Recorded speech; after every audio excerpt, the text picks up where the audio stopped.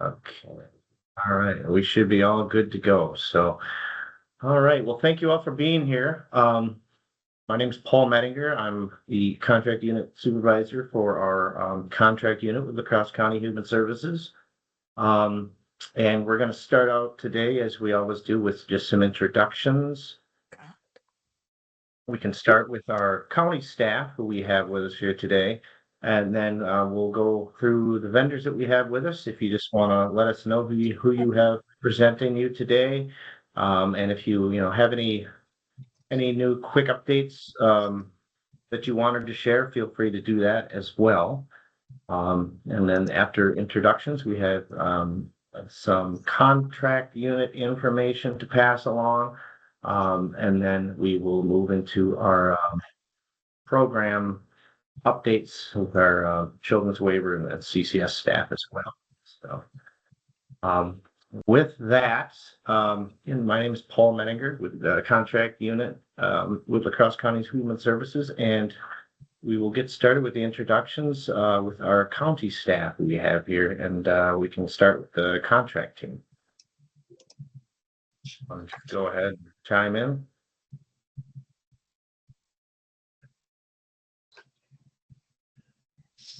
Oh, I think you're muted. There you go. I'm Cindy Werschke, and I'm the contract unit clerk.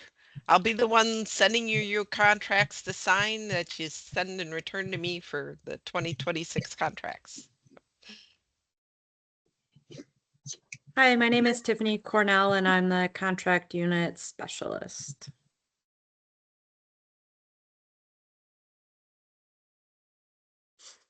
Okay, and then our ISRS staff we have with us today. Hi, I'm Shelley. I'm Shelley Tollefson, one of the CLTS supervisors. Oh, I'm Ellen Daubert. I am one of the CLTS and CCS supervisors from Lacrosse County. Good morning. I'm Heather Lind. I am one of the CCS supervisors from Lacrosse County with Rick. I'm Ryan Ross, the third CCS supervisor with Lacrosse County. Hi, I'm Christy Harold. I'm the quality assurance supervisor. I did want to let everybody know that we have hired an additional program specialist to work on vendor credentialing and supervision logs and training logs. So her name is Emily Geske. She's on. So I'm just going to let her quick introduce herself. Hi all, I'm Emily Geske. Like she said, this is actually my second day. I've been on the vendor side of these meetings before, but never on the county side. So I'm excited to see what everything's about. And I'm Cassie Schaefer. I am on the QA team program specialist. So I'll be training Emily and we'll be working hand in hand a lot through all of the provider stuff. Hello, hello, hello. Hello? Okay. Do we have any other county staff here with us today?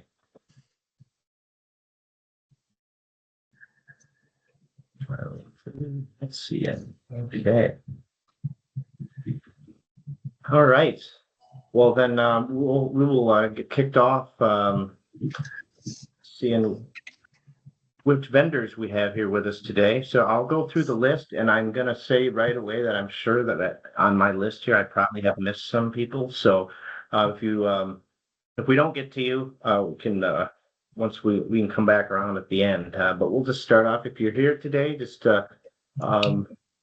introduce yourself, and again, if you wanted to share any updates, feel free to do that as well. So here with Aptiv. Good morning. My name is Lisa Duncanson. We have a small group from Aptiv on today. I am our youth services director. Kaya Hungerholt is our youth manager. She is on, and Nate Hunt is our communications, or he is our program operations director. We are home base for us is Lacrosse, and we are a CLTS provider. Thank you.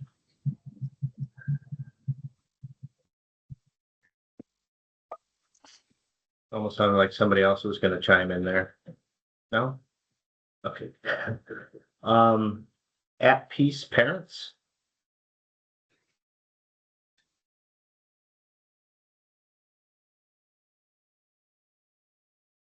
Okay, but BSJ Corporation? Hi, I'm Karen Sepich. I'm from Bethany St. Joe. We work with La Crosse County in our adult daycare program. Thank you. Catholic Charities? Yep, this is Aubrey Flick.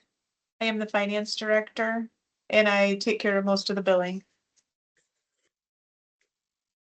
Thank you. Yeah, I was going to say I'm Claire Gamble from Catholic Charities as well. I assist in coordinating our adult program, day center, our Driftless Pass School and summer program, as well as our Live By and CCS program. And we utilize CLTS waiver and CCS.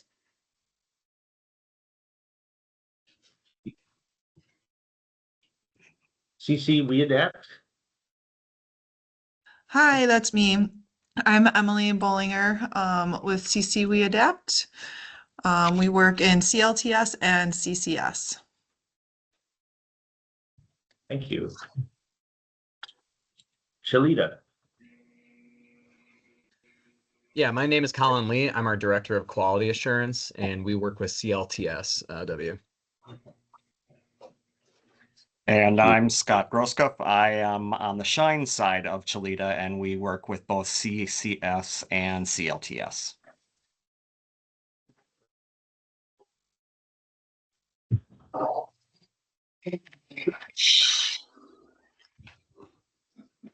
Christian Servants Home Care?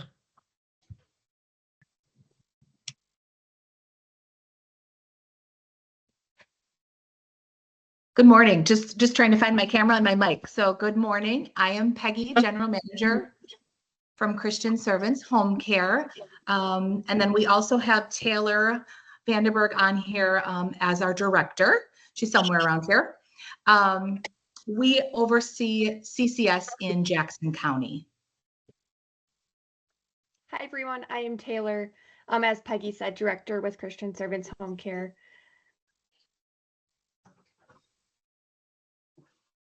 Thank you. Crimson Holland? Hi, I'm Carrie with Crimson Hound in La Crosse. I provide canine assisted skills and wellness with CCS and CLTS clients in La Crosse County. You. Dear Pat? Hi, I'm Erica with Deer Path Integrated. We are primarily residential and transitional living based out of Necedah. We also offer training for residential facilities and behavioral health and human services practitioners. Recently, we just added a subsidiary, Frayed Edges Counseling, where we provide psychotherapy and substance use counseling, as well as a plethora of other holistic services. Thank you. He's Somatic Wellness. Hi, my name is Lee Paladna. I'm with Ease Somatic. I just started with CCS in October, and I am doing all 3 counties. Thank you. Family Solutions. Hi, I'm Sue Kaufman. I work for, can you hear me? Oh, there we go. Sue Kaufman, Family Solutions Counseling. I'm an in-home counselor. Thank you. Family and Children's Center. Hi, I'm Monica Hauser, CFO at Family and Children's Center. We do CLTS and CCS services. Thank you. Good morning, Mary Jacobson. I'm the program director at Family and Children's Center as well. Thank you. Fox Guardians.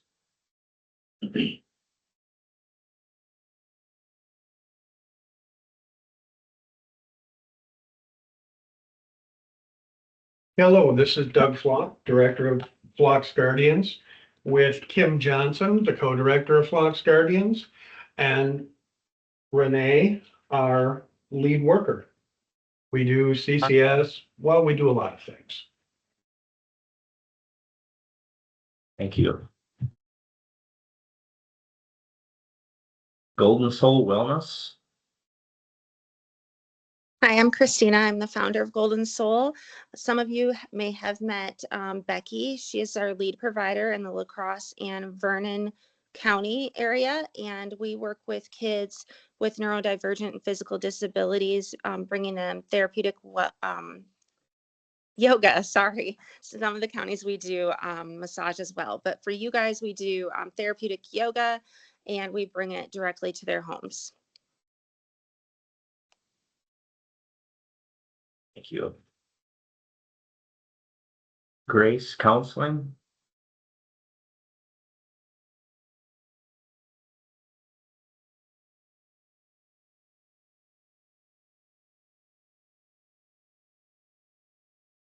Horse Sense. Hi, my name is Samantha Harding. Oh, trying to get my camera to work here. I'm Samantha Harding. I am the Director of Administration with HorseSense. We provide adaptive mounted and unmounted opportunities to youth and adults in our La Crosse, Monroe, and Vernon counties. Thank you. Independent Living Resources. Hi, this is Sadie Nelson. We provide CCS and home modification, vehicle modification assessments, as well as housing counseling for CLTS. Thank you. Innovative Care Services. Hi, Vanessa Hudson, CCS Administrator for Innovative Care Services. We provide CLTS and CCS in the La Crosse area, and then CCS across the state in various counties as well. Yeah. Jackie Nitschke Center. Hi, I'm Sarah Gerbers. I'm the Director of Clinical Services at the Jackie Nitschke Center. We provide residential AODA treatment, outpatient treatment, and sober living for adults. Thank you. Jubilee. Hi, I'm Kim from Jubilee. We offer in-home music therapy services to La Crosse and Monroe counties with CCS and CLTS. Thank you. Just a Horse Rescue Sanctuary.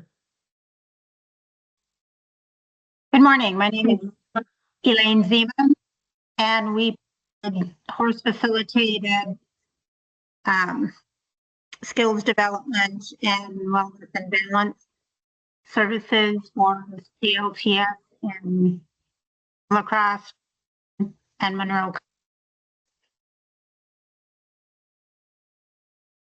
Thank you.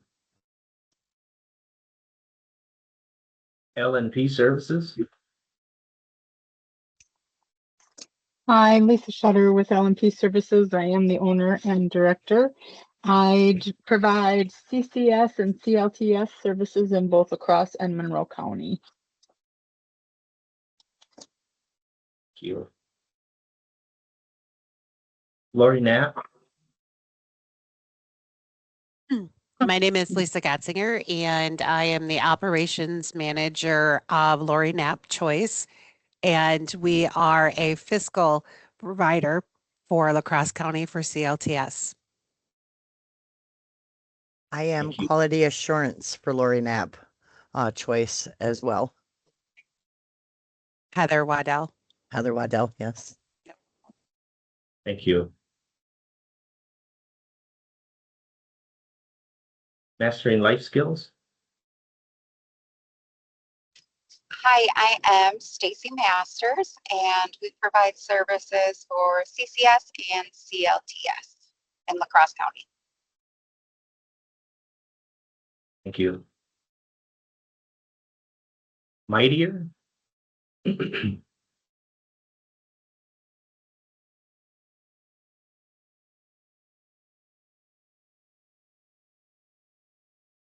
Milkweed Connections. Hi, I'm Kim. I'm a team administrator who handles the referrals for our agency. We primarily provide peer mentoring and peer support to Jackson County and a couple of people in Monroe. So just CCS services. Thank you. Mission Respite.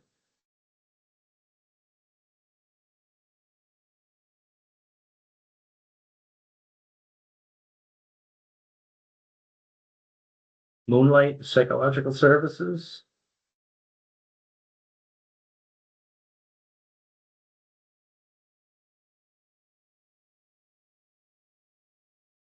Peace of Mind Counseling. Hi, I am Jay Clark. I'm representing Peace of Mind Counseling today. We provide services, psychotherapy services, and family psychotherapy services in all 3 counties. We have offices in each county, and then we go into the schools and do some home visits as well.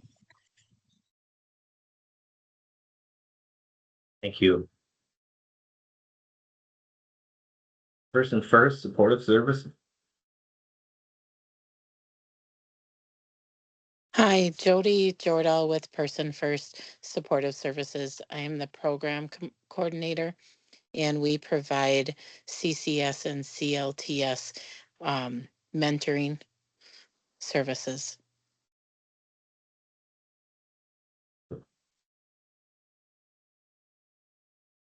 Right Step Recovery.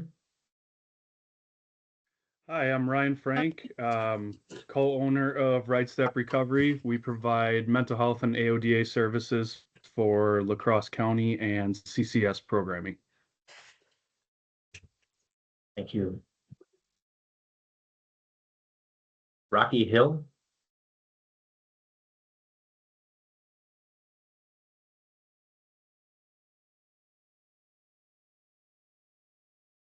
RSVP. Director Ruth Kinsler at Cooley Region RSVP. We do transportation with La Crosse County. Thank you. Stein Counseling.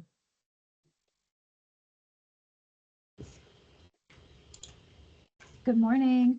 This is Kim Stein, and with me today is Kathy Olson joining us and Tiffany Braun.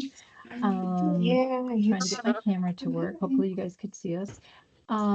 We provide outpatient counseling services, AODA services, school-based counseling services, and we have some new groups starting in December. We have a loss group that is starting. It'll be on Fridays at 12:30 with one of our providers named Allison. And then in January, we have a bunch of groups starting, 2 different AODA groups, one for adolescents and one for adults.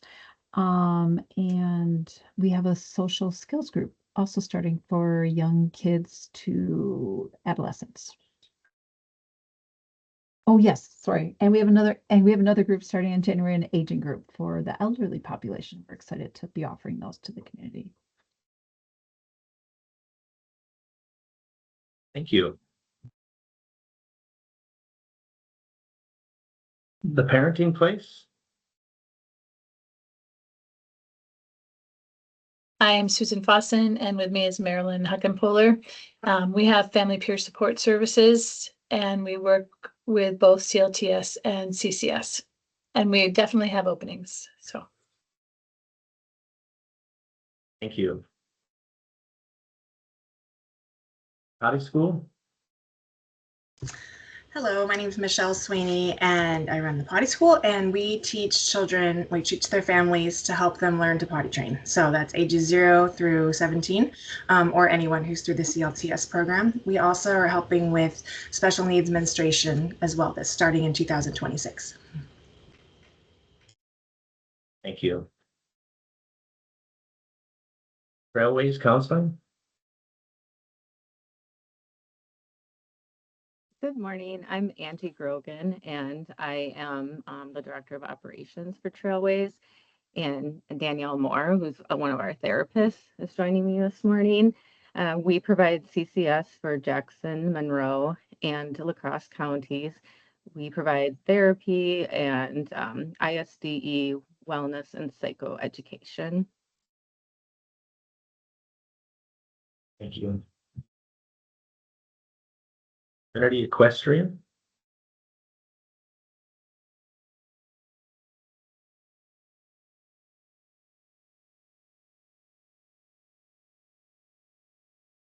United Cerebral Palsy? Morning, my name is Jenny Chaput, Community Services Director for UCP of West Central Wisconsin. We provide CLTS services for La Crosse County.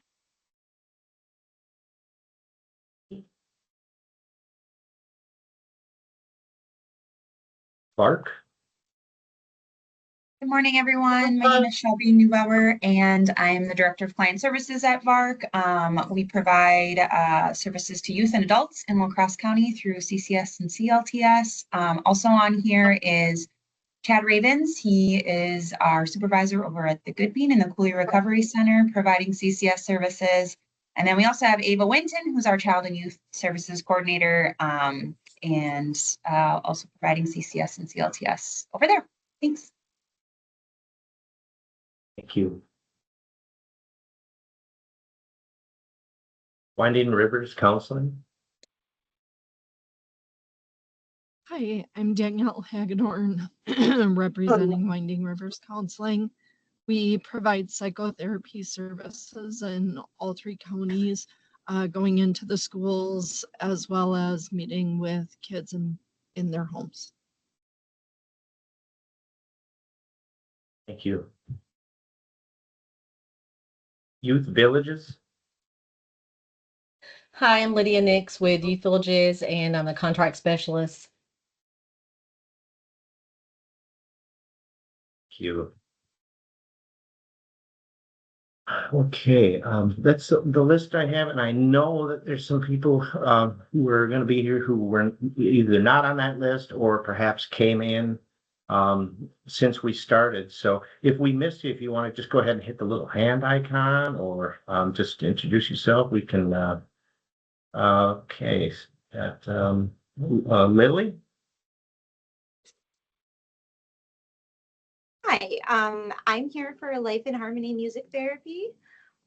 We do offer neurologic music therapy for both youth and adults with CCS and CLTS, covering pretty much all surrounding counties. I think we've worked with someone in the majority of anybody who would be on the call.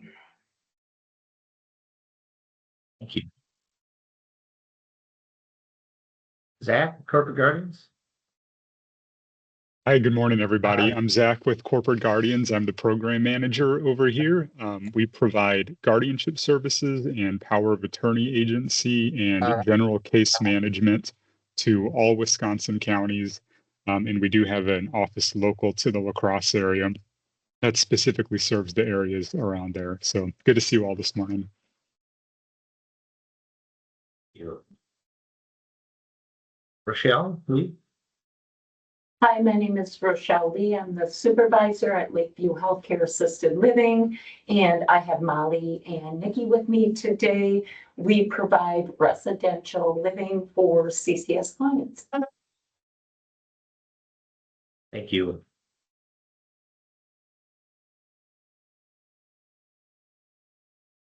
Janine with Trailhead. Yeah, hi, thanks, Paul. I'm Janine Busa. I'm the clinical director at Trailhead Therapy and Mentoring. So we do therapeutic services, ISDE, wellness management, and AODA. We do it through CCS. Home and community and adventure-based therapy. We have lots of OTs on our staff. And we're in 8 counties, including La Crosse, Monroe, and Jackson. Thank you. Dana Hunter. Hi, everyone. I'm Dana Hunter. I'm with Intentions Behavior Consulting. We work with families statewide through the CLTS program, providing parent and unpaid caregiver education services, safety planning and prevention, empowerment and self-determination supports. And again, we are a statewide provider. Thank you. Kelly Prochaska. Good morning. I'm with Wellness by Design, and I offer services in La Crosse, Jackson, and Monroe through the CCS program, wellness activities, and art instruction. Thank you. Success for Life. Hello, it's Catherine Anderson from Success for Life. I'm one of the program administrators there, and we work with CCS. You.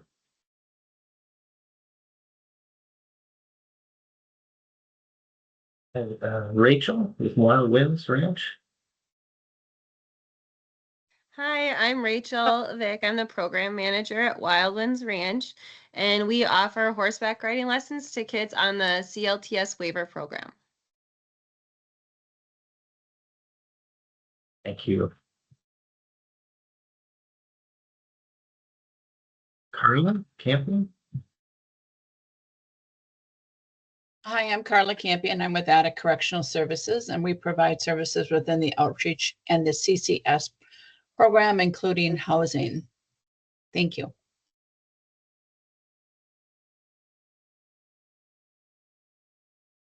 Nicole Miller.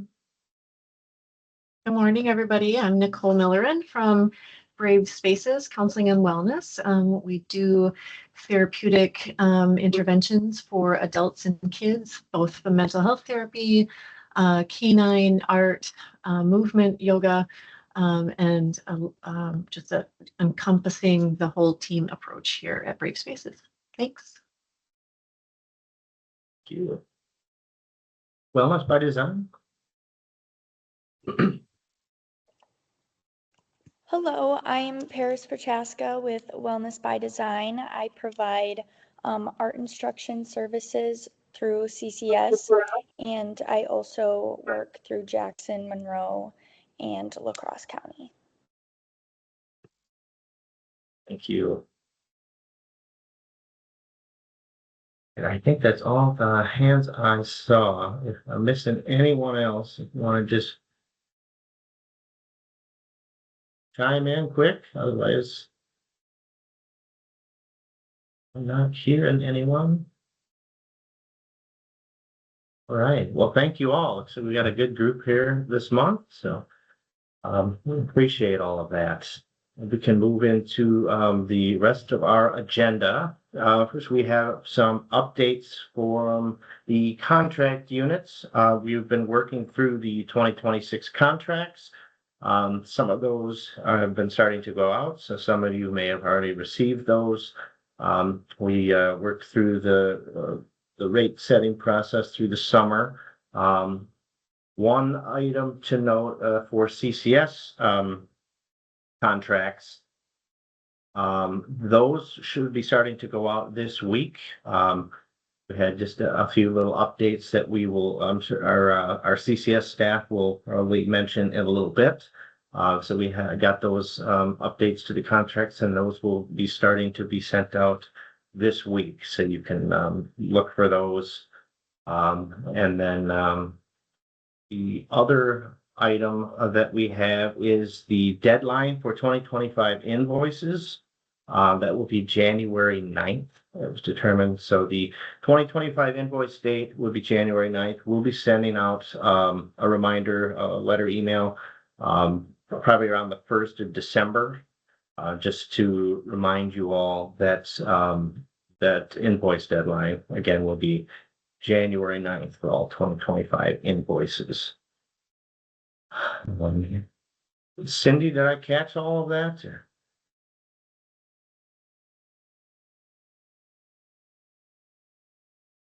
You're good? Okay. Thank you. Did anyone have any questions about that invoice deadline or any other 2026 contracts? Again, we're still working through those.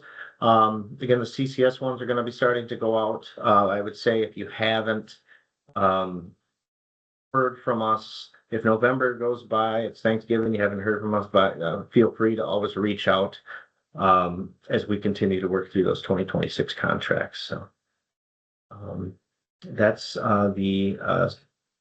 the main contract updates that we had. Can you reference where that was in writing for the invoice deadline? Where it's in writing? Right. Yeah, because I thought it was longer than that to be able to submit invoices in the statewide contract. In the statewide contract? Yeah, I'm just curious what you're referencing for the January 9th deadline. Right. Cindy, are you still on? Just to clarify that we have a deadline from the state of getting everything turned into MA by January 31st. This usually applies mostly to CCS contracts to close out the 2025 year. So in order to meet that deadline on our end, we have to get we're asking vendors to try to get all their 2025 contracts in by January 9th. So we have time for our QA to review and any corrections can get made. So hopefully everything can get submitted by the end of the month so all of you can get paid. So that's why. I mean, during the normal year, we have what it's a 30-day, 60-day, I think, time frame to put those in. But when it's end of the year, MA needs that stuff and our fiscal department has to work really quick to get that stuff processed. So the sooner you can get your stuff in, the better. They'll greatly appreciate it. Thank you.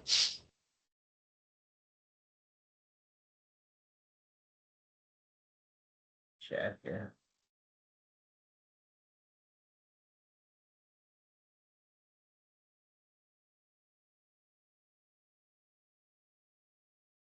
All right, so that's the main contract updates that we had. And again, you can start looking for those contracts if you haven't already received yours.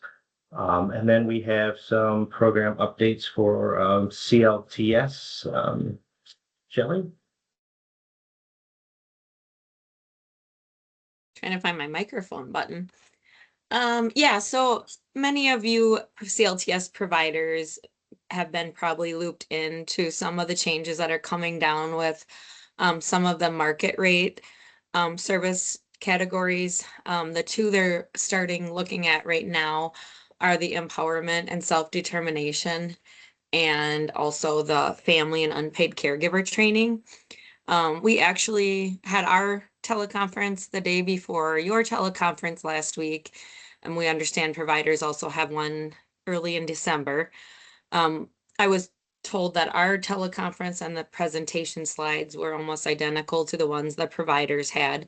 So we were all getting the same information at the same time. We had just had a heads up about a month or two ago and hadn't really known exactly which way it was going. But today we did receive an email from DHS and we have some required steps with all the providers that showed up on the list that have been authorized for those two services or had been registered on the provider registry. Health and wellness is another one they'll be looking at, but that isn't on the spreadsheet that we received this morning. So basically some of the things, as you guys that did sit in on that teleconference, the biggest thing is that we have to really look at how those supports are being delivered. And really they're looking at, is it meeting with participants, like with regular and direct frequency in accordance with caregiver policies. So those types of things where it's a face-to-face visit, caregiving type of role, And part of that is due to safety and background checks and things like that. We're gonna have to really look at how the service delivery, we do know that under some of these service descriptions, it's a remote service and how that might look. So we're basically being asked to see how, if we're aligned, misaligned, unsure, how much we're authorizing, if we have an authorization in currently. So we're doing some of our homework on our back end side, giving them what we know and how we've had things set up. At this time, we were told in our teleconference, it's kind of right now business as usual till we get more direction. So we're not being asked to end authorizations right now at this time. And we don't know when that might happen and what date that might happen. So I think one of our biggest things is, as Tiffany has been trying to get, she's been emailing, I know a lot of you that have market rates. We still would want to get those back to her by 10:30, or I think she had asked for us to have that by the end of October. And Tiffany, please jump in. If you could at least get this to her by the end of the week, if you haven't responded to her on those service descriptions, that we need an actual market rate.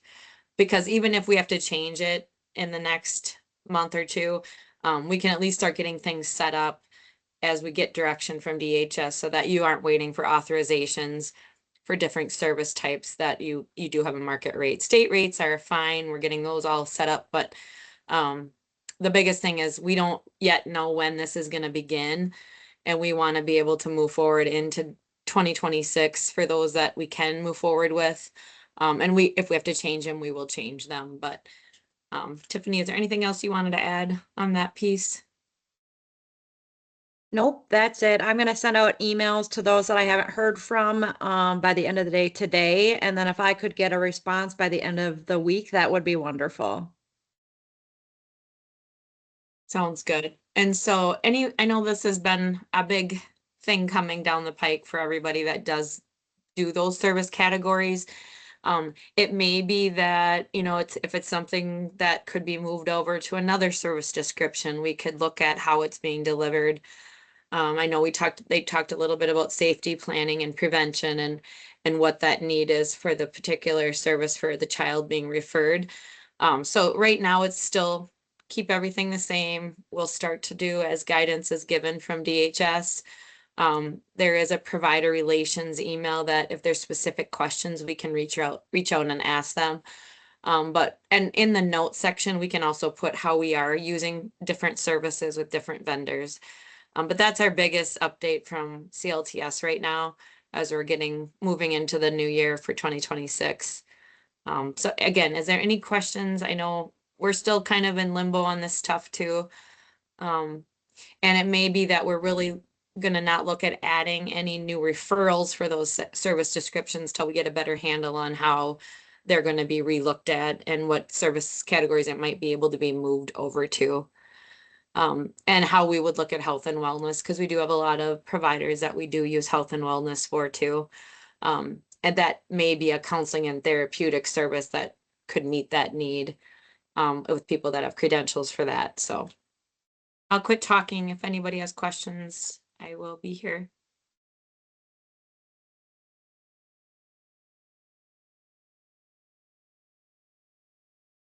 Okay, other than that, I didn't have any other updates. Thank you, Shelley. Appreciate it. I think we've got quite a few updates from our CCS supervisors. So I'm not sure who wanted to take the lead on that. Was it Heather or Ryan or? Yep, I can start, Paul. Okay, Yep. great. So as was already mentioned about the billing deadline of January 9th, so I'm not gonna go into that again. That was on our list as well. Continuing education hours, those will need to be submitted by December 31st. Yes, for CLTS people, that does mean, I think at this time, if you need to or would like to, you can hop off because this will be CCS focused for the next period. Back to the updates. Thank you for those who are hopping off.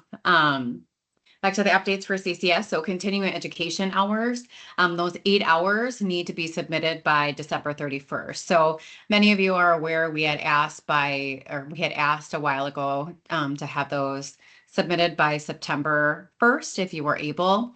Some had some lingering trainings that they were doing, so we're just asking that those be submitted by the end of the year.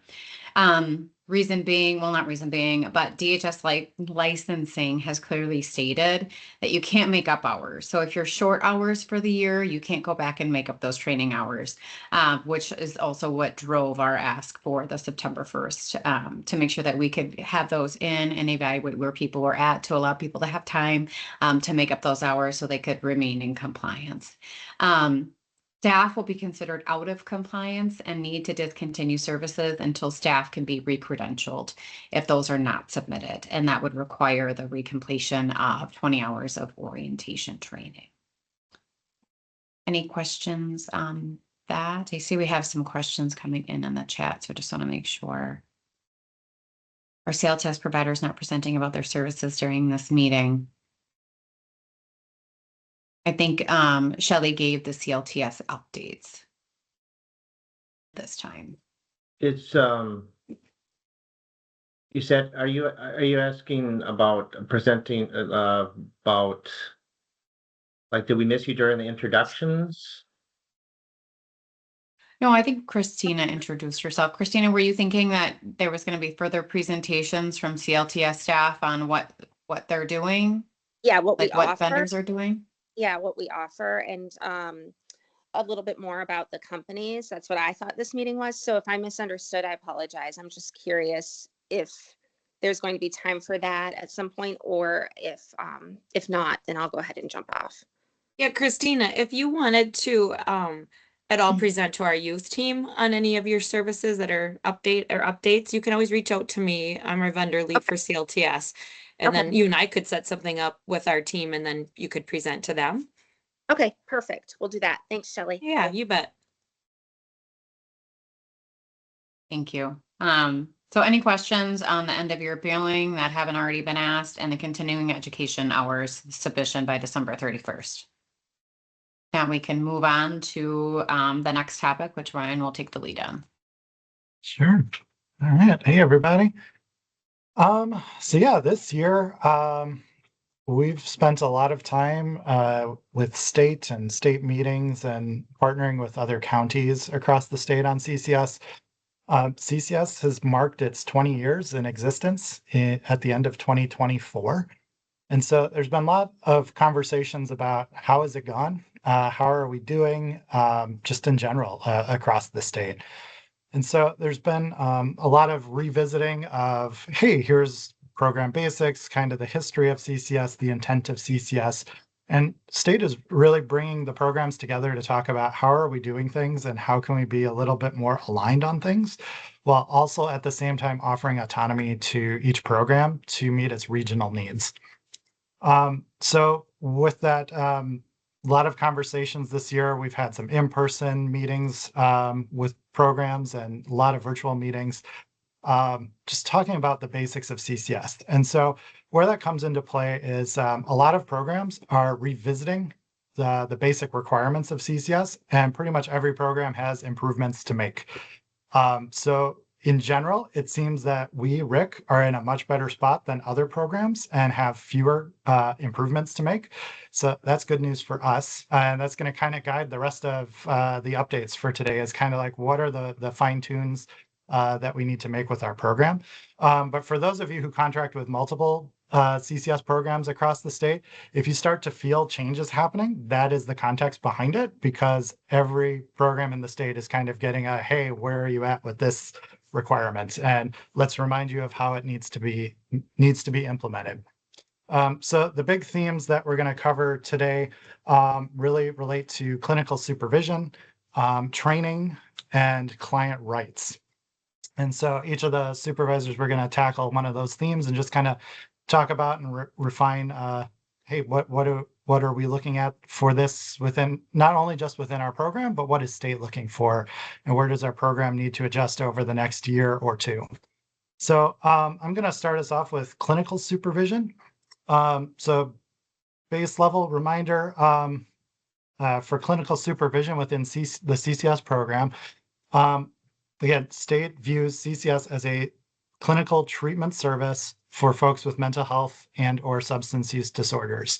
So with that becomes a requirement for clinical supervision and clinical oversight.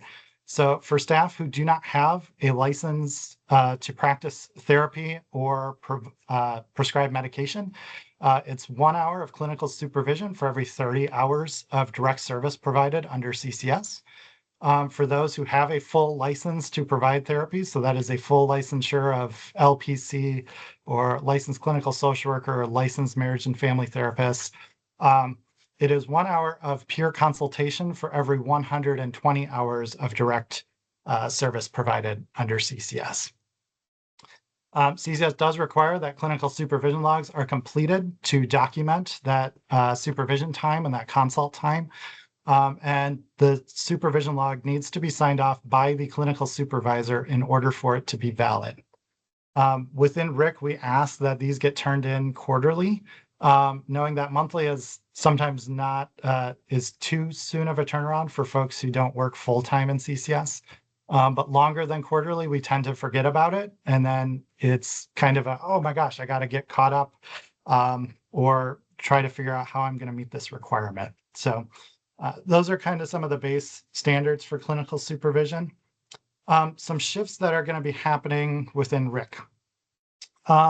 One is the utilization of MHPs and therapists in team meetings.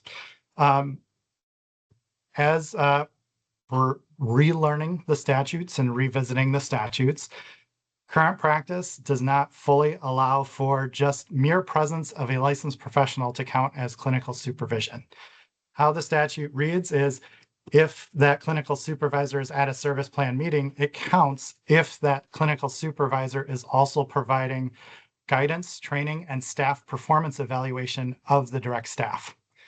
Most of our team meetings, we're not taking time out to say, hey, how is client doing? To say, hey, skills trainer, let me give you a staff evaluation performance review in the middle of this team meeting. So because of that, we can't count team meetings unless your clinical therapist is at that team meeting and is doing like a debrief after the team meeting to give the staff guidance on how their clinical services are going in regards to that specific client.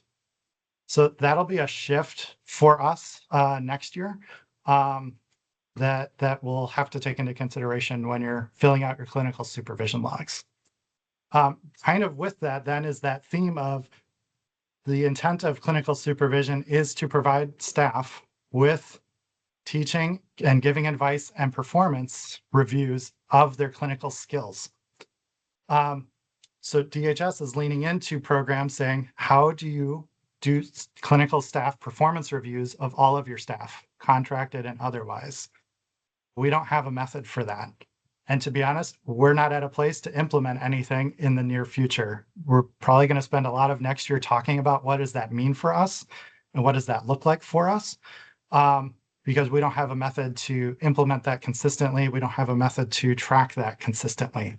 But putting that out for all of you, knowing that probably this time next year, we're going to be talking about how does the clinical supervisor you either have on staff or that you're contracting with provide staff evaluations and develop clinical development plans for your staff, with the intent that the 8 hours of continuing ed is in theory guided by the clinical supervisor saying, hey, here are the skills and things relevant for your staff to develop further in providing clinical treatment services. And I suggest you go to this training as part of your clinical continuing education to further your skill development.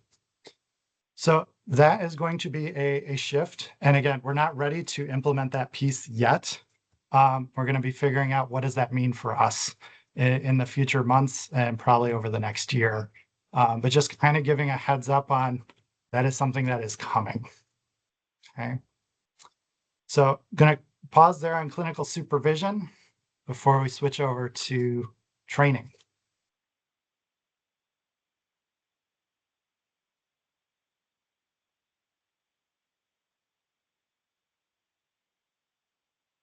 In that case, I will hand it back to Heather, who will guide us through training.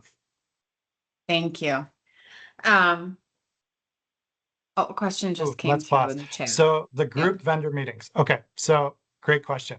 So our MHPs, the RIC MHPs are going to continue doing the group vendor supervisions. So the plan for next year is the 2 meetings each month are still going to occur. One of the meetings is going to be more training focused. So like currently we're doing ethics and boundaries. I know at the start of next year, the theme is going to be more around like documentation practices and writing progress notes. So the plan is that one of the sessions will be more training focused. The second session will be more clinical supervision guidance focused. But again, the RIC groups are for secondary support because our MHPs are not going to be giving like direct guidance practice to each staff member. We can give secondary support that will count for that clinical supervision requirement. But our RIC MHPs cannot be considered your primary clinical supervisor, if that makes sense. So yes, in a way, they will still count, but you cannot rely solely on the RIC vendor meetings to meet your supervision requirements.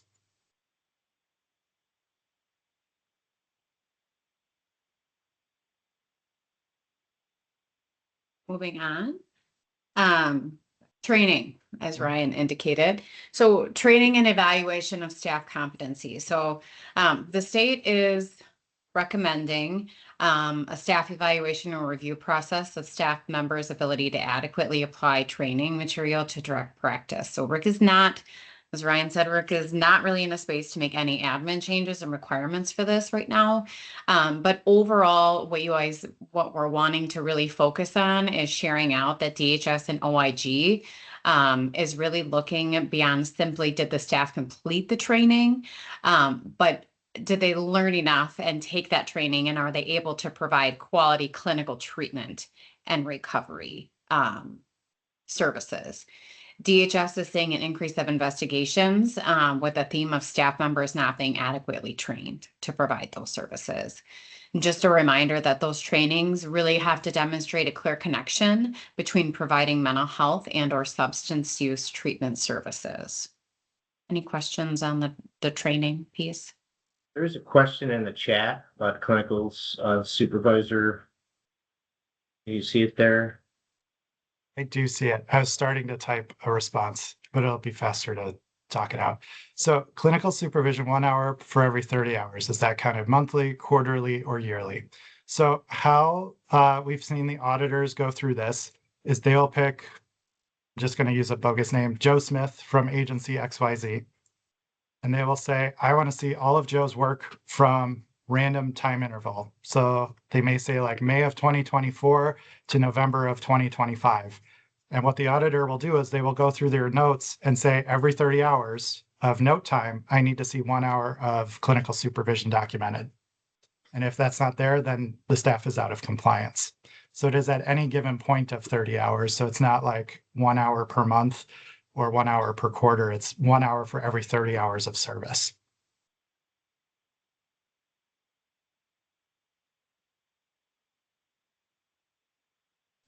Kim, you have a question? I do. This is for Heather.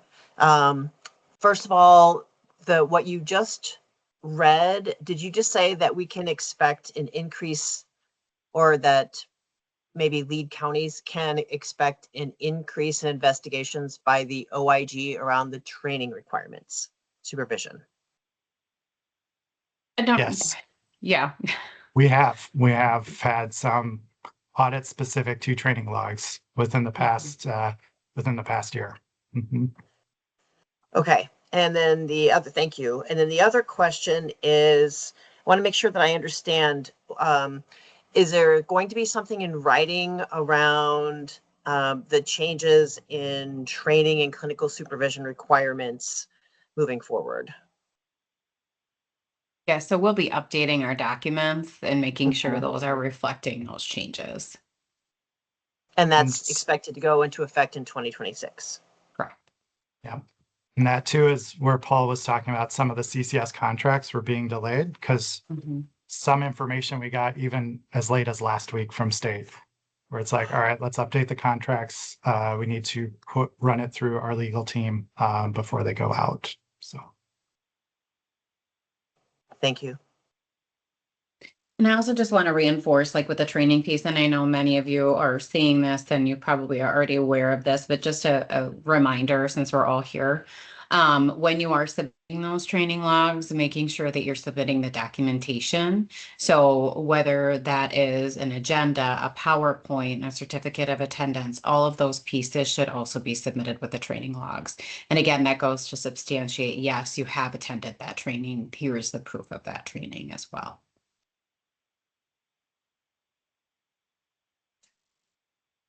Ellen, you're up next to talk about client rights.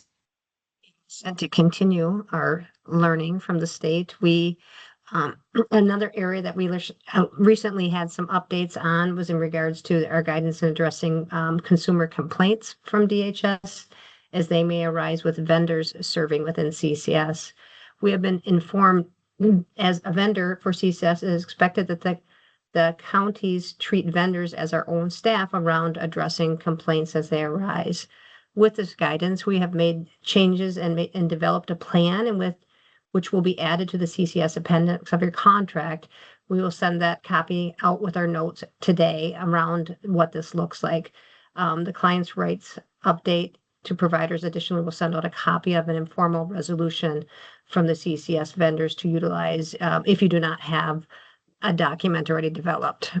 So to explain that a little more, the expectation is for all vendors to have a practice in place to address any client grievance using an informal process.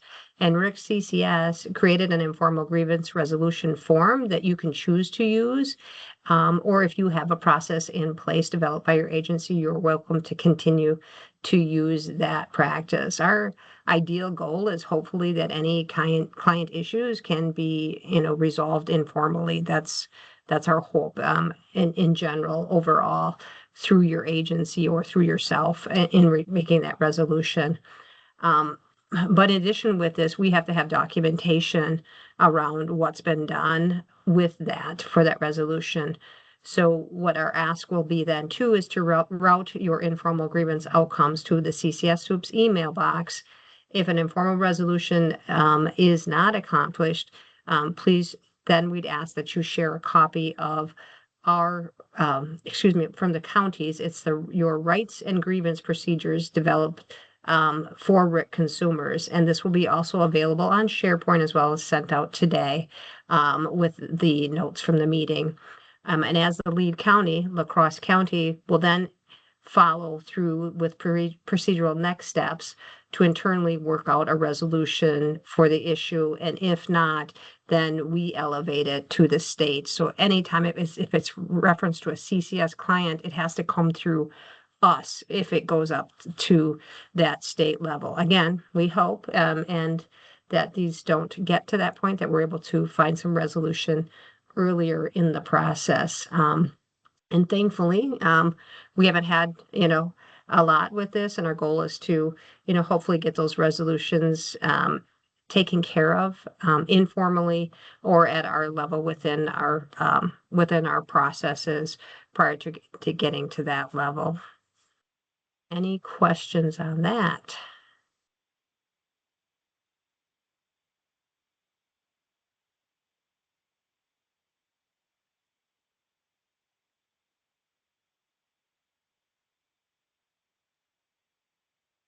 Great. If no questions, then I'm going to pass it on to Heather to talk about a process to help kind of track some things. Heather? Okay, so more changes for 2026, but hopefully these will not present a lot of impact. They're really more on our end for how we are truly navigating quality and quality improvement for vendors. One of the things that we are going to be implementing in 2026 is going to be a vendor report card.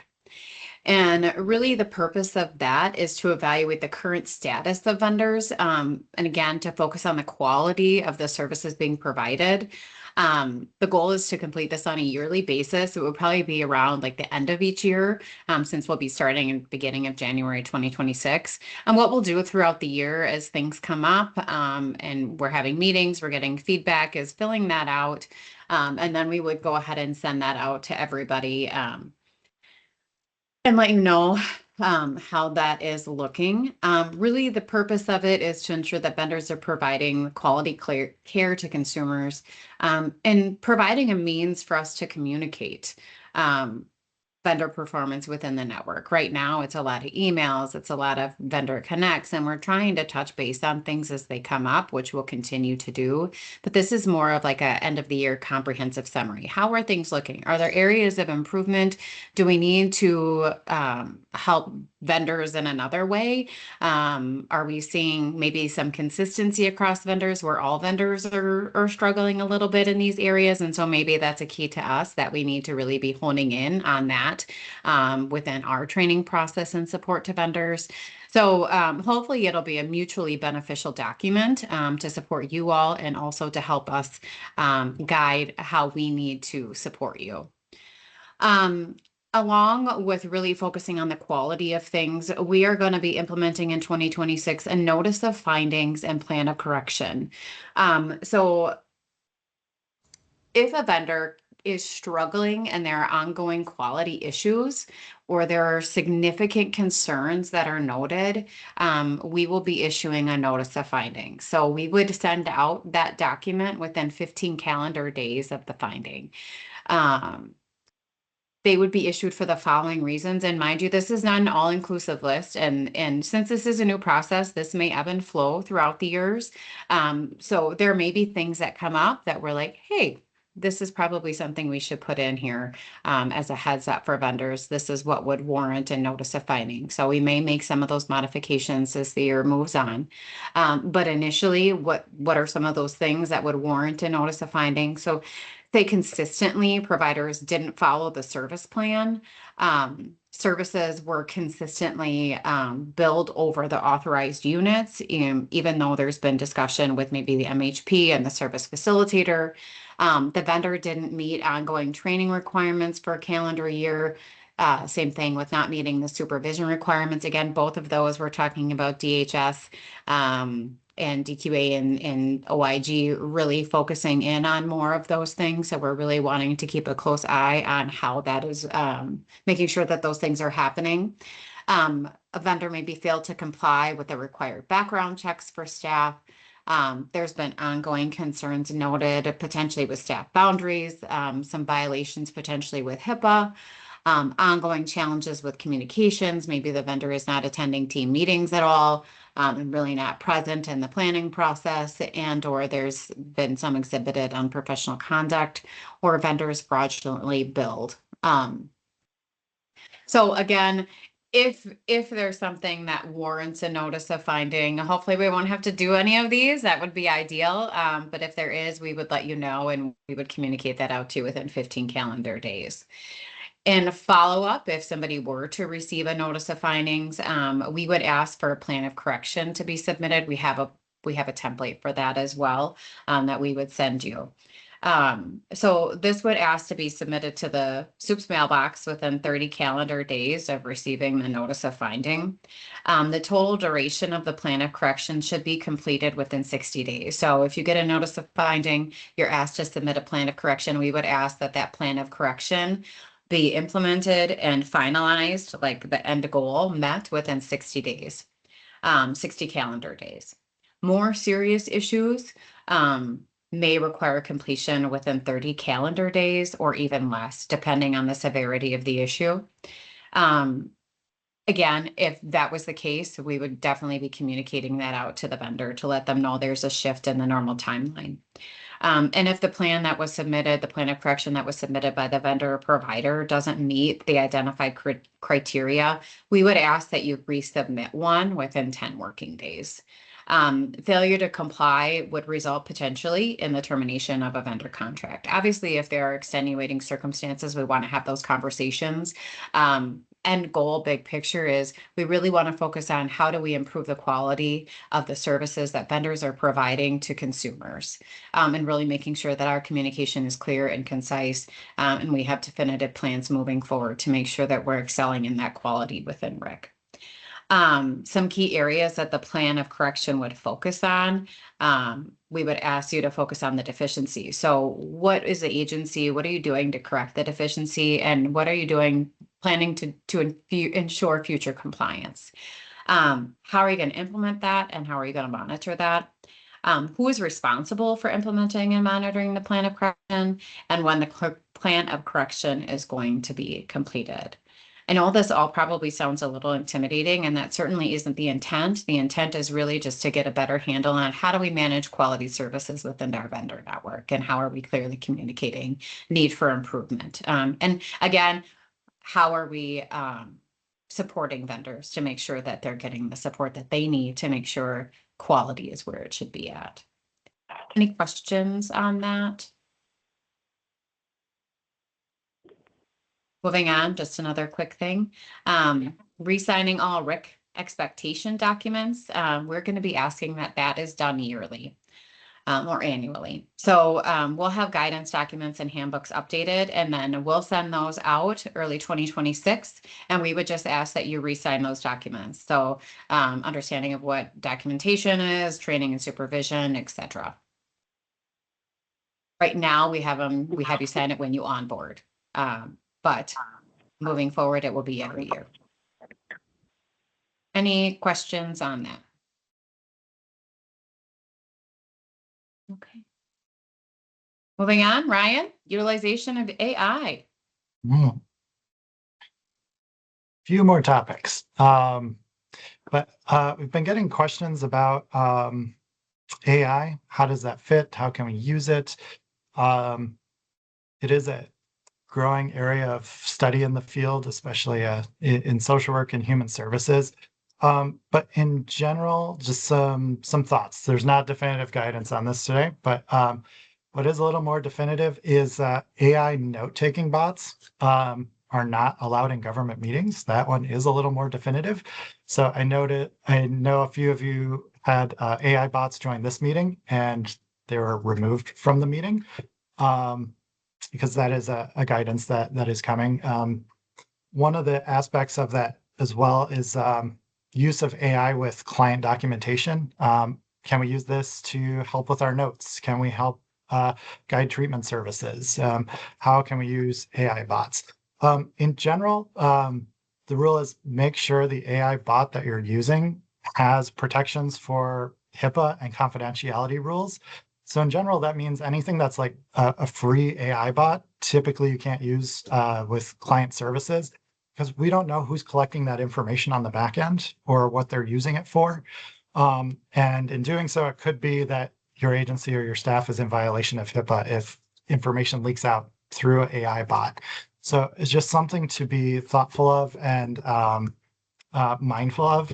You know, even at the county, we're having conversations of how does that look internally, and what AI bots are there out there? Because there are some benefits and helpful uses to AI platforms. So how can we use that in our field? So yeah, it continues to be a conversation at the state level, at the county level. So yeah, if you've been exploring those conversations, I would encourage you to continue exploring. Yeah, just being mindful of how things are happening. And yeah, making sure AI bots are not part of client team meetings, or that we're using AI for client documentation purposes.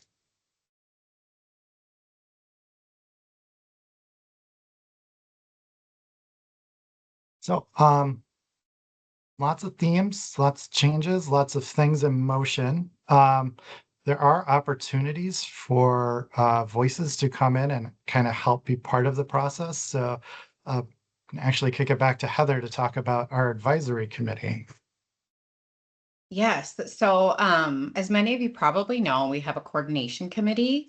A coordination committee is required for every CCS program, and that oversees the development, implementation, and the monitoring of the program. And it also ensures that we're person-centered, recovery-oriented, and culturally responsive. And what does the coordination committee do? So it reviews and recommends policies and procedures, ensures quality and effectiveness of services, promotes collaboration amongst service providers, community members, and consumers, and monitors the outcomes and provides feedback to improve services. So right now we have the coordination committee, obviously, but we're looking to add some agencies and consumers and community members. So if you know anybody that may be interested or you're potentially interested, we're asking that you reach out. You can email the SOUPS mailbox or you can email me directly. I think we meet every other month, every 2 months. So asking, and I think it should be, I should have had this written down, I'm sorry, but it's Thursdays. And if you want a more particular information about the calendar and when those meetings are, I can certainly share that with you if you have some interest. And you're also looking for more information, I can certainly try and get you some more information as well if you have questions. Yeah. So it's every other month, the second Thursday from 1:30 to 3 o'clock. Thanks, Ryan. I think another caveat just to add into that, Heather, is by the state statutes, we have to keep a percentage balance in place. Yeah. So while there might be like 10 agencies on this call who are like, I'd be really interested in that. The rule is we can have no more than a third of county representatives, a third of agency representatives, and that is balanced out by a third of client representatives. So I myself stepped back from the coordination committee, 1, because of time, 2, because we didn't have enough clients to warrant another county member on the coordination meeting. So I stepped back to put our proportions back in balance. So if you are interested in joining as an agency, it would also be helpful if you brought a current or past client of CCS to also be on the committee to help keep that percentage in balance. Mm-hmm. Thank you, Ryan. Any questions on that? Moving along then, back to Ellen. A couple of things to add about like our needs for services that we're looking for. Excuse me. One, specifically looking for providers that might be working with consumers with gender identity exploration support, expertise in grief counseling. Always in most areas, we could gain some benefits from some male providers, especially in wellness and in skills areas. And anyone that is, especially in the therapeutic area, we're looking for specialty in eating disorder counseling for both youth and adults. And then just one reminder, like as far as availability and capacity, one thing that is really important is sharing out, of making sure that your schedules are clear with the facilitators of what you have capacity for and when you're available. And I know it's always challenging, especially on the youth end. It's more services supports are needed in those evening hours, after school times and such, because we can't do those services during their school time. We do have some students that have adjusted school schedules and that, but that's very minimal. So really looking for support in those after school hours for our youth side as well. So if you have anything to add or anybody that might be able to serve in any of those areas, please send an email to our CCS SOUPS, or if you're interested in adding that to your areas of expertise, and we can definitely make sure we let the MHPs and facilitators know your availability for those services.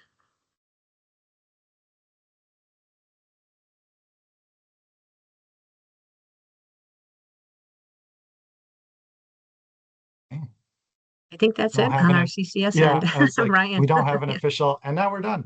And then we're done. This yeah. is those are the updates that we had for this this time and place. Yeah, can definitely pause for any lingering thoughts or questions that might be out there.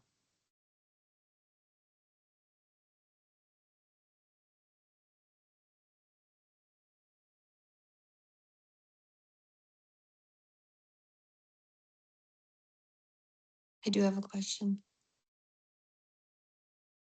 Go ahead, Kelly. So my question is regarding, clinical supervision hours.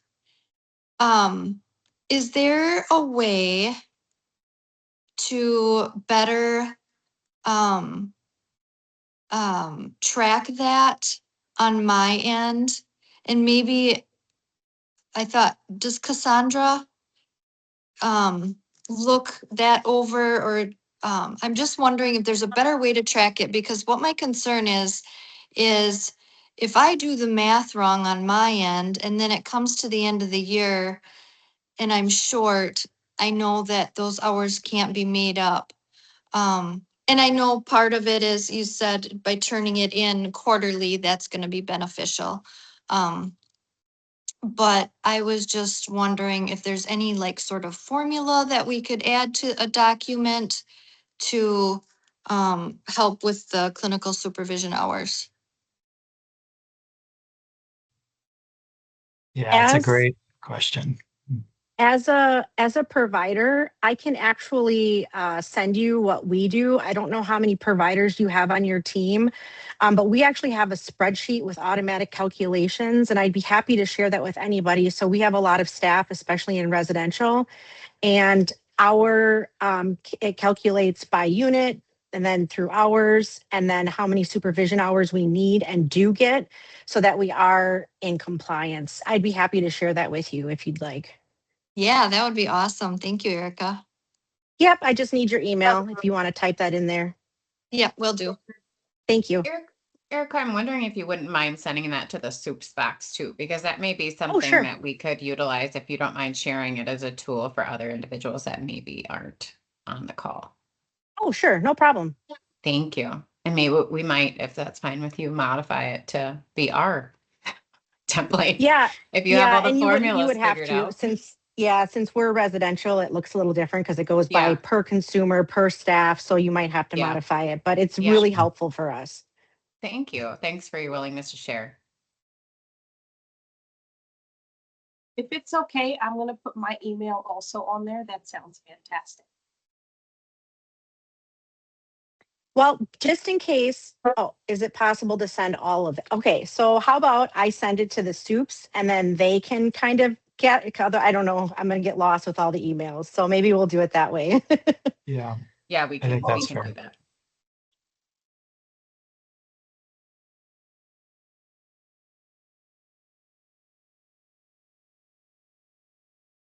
Maybe it might be easier, just so we don't miss anybody, email the soups box if you want a copy of it.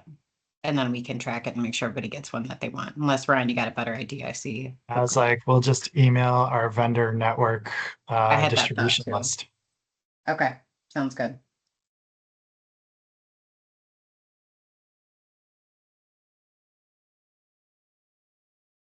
Any other questions?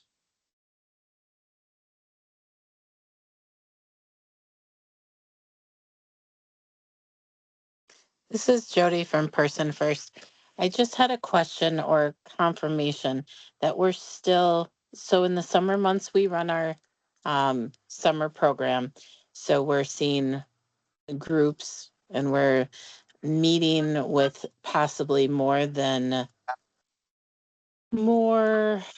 30 hours in a week, or, when we're doing groups. Is it still 1 hour of clinical supervision for each of those weeks? A great clarification, Jody. Yes. So the statute says for every 30 hours or 1 hour per week if you exceed 30 hours of direct service in a week. So how do we, I think we ran into that this last, when we were doing it, Christy and I. How do we note when it's summer group on Yeah. so that you have clarification for that. Yeah, that's a good thought. Because how we run our double check, kind of like to Carrie's point, or I forget who brought it up, like Cassie, our program specialist, double checks. She has access to a report that says X person billed this many hours of service. But if you are exceeding 30 hours in a week, which is not typical for many providers, yeah, you're in a different category of 1 hour a week. So I have some thoughts how we could do that differently. And maybe that's like a yeah. I'm wondering if the supervision log is more of like looks like a calendar as opposed to the suggested template that exists, where it's like I worked staff member, a copy of a calendar, worked X number of hours this week under CCS. Supervision was on this date. I can visualize it in my head. I don't know if I can talk it out very well, but I think there's a way we could do it where it will stand out differently for when program staff are auditing or state is auditing those. So yeah, I have some thoughts. I think we can figure that out though. Yeah, if you can just share that just so that next summer we have a better idea with that. That would be helpful, especially when it comes to auditing time. Then, you know, it's. Yes. Yeah. Thank you. Sure.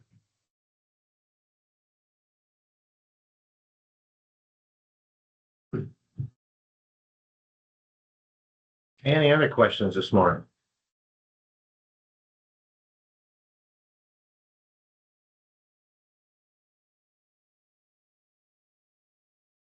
And if there's any questions do pop up, always, feel free to reach out to us. We will also be posting this meeting to our website in the coming days. So if there's anyone who wasn't able to make it today, that will also be posted to our website. And we will meet again in 2026. For those of you who like to get stuff on your calendars early, the 2026 dates for these vendor meetings. So we'll have more updates and information for you. That'll be March 3rd, July 7th, and November 17th. Those are our 2026 dates, and they will all be just like this meeting at 10 a.m. I think that covers our agenda for today, unless there was any questions or anything else from our county staff. Not seeing any questions. So with that, we'll wrap up our final meeting of 2025, and we'll look forward to working with you all in 2026. And I appreciate you all being here today. So thank you. Thank you. Have a good one. Thank you, everybody. Have a nice day. Thanks. Bye. Thank you. Bye-bye. Thank you.